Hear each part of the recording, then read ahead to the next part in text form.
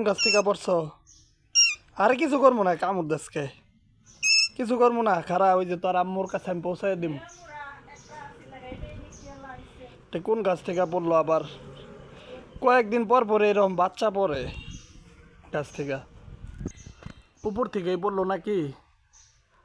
উপরে তো বাসাও দেখতেছি না। বন্ধুরা, আপনারা দেখতেই পাচ্ছেন যে আমার হাতের মধ্যে একটা বুলবুলি পাখির ছানা। আসলে আমাদের বাসায় অনেক পাখিরা থাকে, তারা বিভিন্ন সময় বিভিন্ন গাছে এই বাসা বানায়। তো হয়তো বা কোনো একটা গাছ থেকে এই পাখির ছানাটা পড়ে গিয়েছে। তো আমি এখন খুঁজবো এই পাখির ছানাটা কোন গাছ থেকে পড়ছে। মাশাআল্লাহ, পাখির ছানাটাও দেখতে বেশ কিউট। এটা যে কোন গাছ থেকে পড়ছে আসলে আমি খুঁজে পাচ্ছি না। তো এটাকে আমাদের চালের ওপর উঠিয়ে দেব। যদি ওর মা বাবা দেখে তাহলে ওকে নিয়ে যাবে। আসলে ওর মা বাবাকে আমরা দেখতে পেরেছি, ওর মা বাবা ওই গাছের মধ্যে বসে আছে। তো এখন আমি উপরের দিকে উঠিয়ে দেব, ওর মা বাবা ওকে নিয়ে যাবে। ও সম্ভবত খাবার চাচ্ছে আমার কাছে।